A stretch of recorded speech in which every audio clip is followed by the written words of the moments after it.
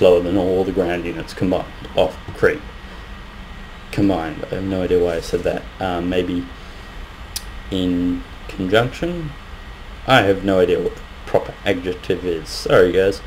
Now he has brought up a Hydras canal, which, as I said, I've been feeling the love for Hydras, and I think this is really intelligent play because this allows him to, for want of a better word, bypass the Protoss blockade, and even if he can get some sight, say up here, he could drop an Hydras, do a quick hit and run with a group of Lings and come back. He has gone for an attack in the... he's pushing down the... sorry guys, a bit early in the morning. Just pushing forward, putting some pressure on the Protoss. It's a pity he didn't snipe that pylon just a bit earlier. Not much can be done about that, but it would have probably saved this confrontation because he would have been able to start attacking the Stalkers a little earlier and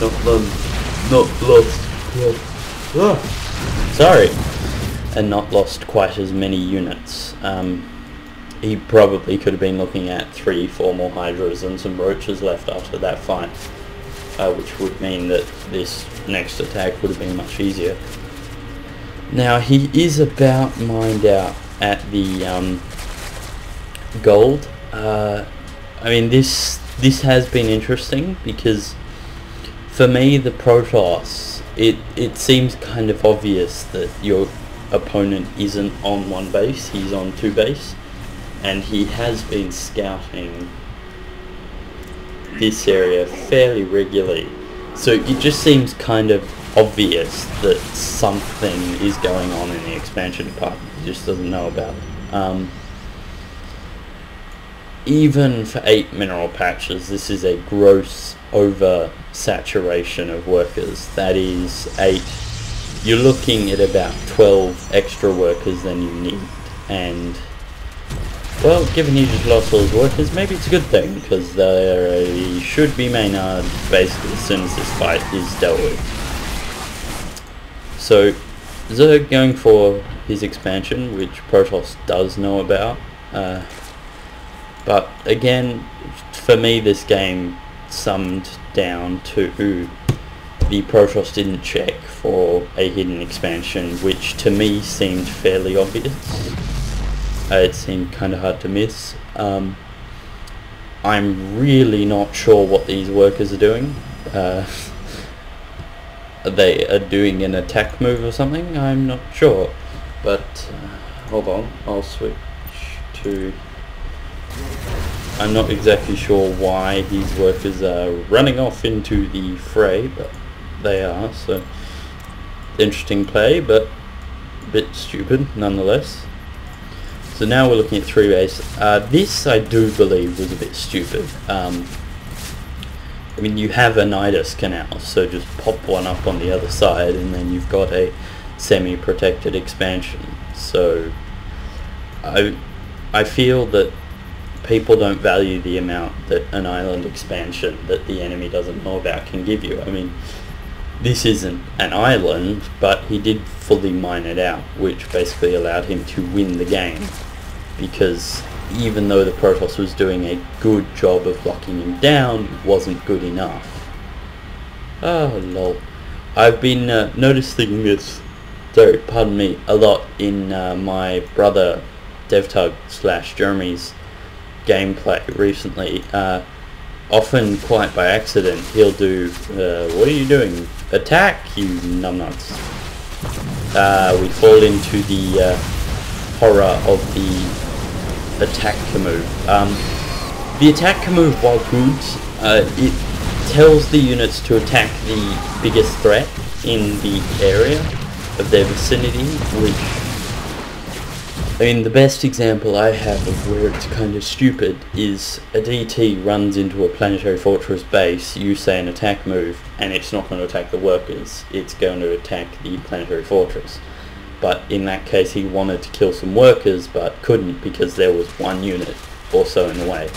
Which is why if you ever try and do a run by a Zerg base with an attack move, the first thing all of your units is going to attack is the queen, which is why if you ever watch ZVZ gameplay, you're going to see a gazillion things that run in here, try and do an attack move to get rid of all the workers, and then suddenly you've got this big bunch of lings about yay big, circling around one queen. So again, the attack to move command at its best, but well.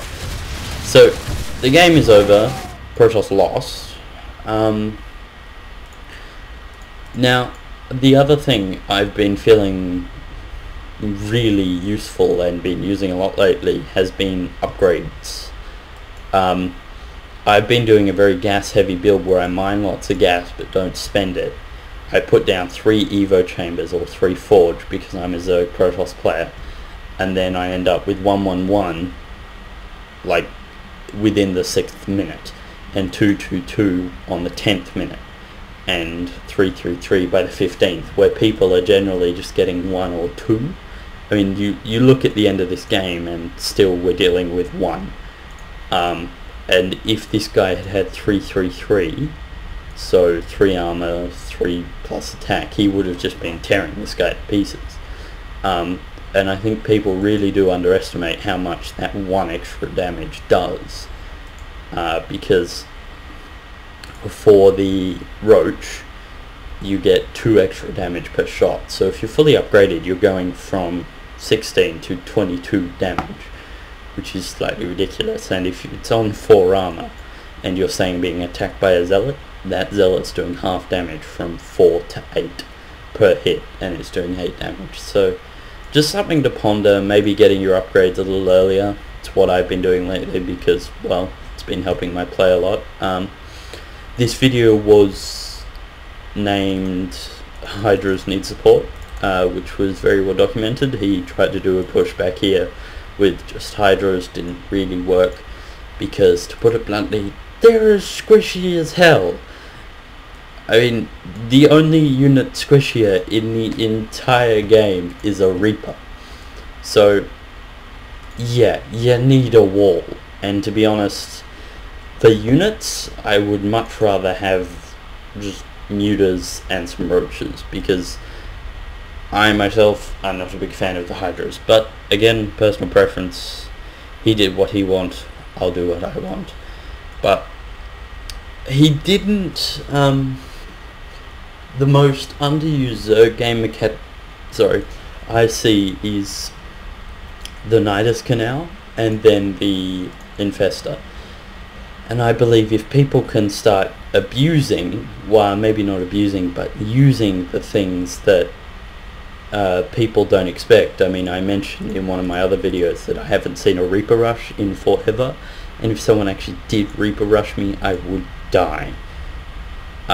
It's the same. I think if he'd pop, say, a Nidus up here, use some Lings, shut down this expansion, popped a Nidus in here, use some Lings, shut down that expansion, he could have won the game a lot earlier. But again, whatever floats your boat, I'll see you guys next time.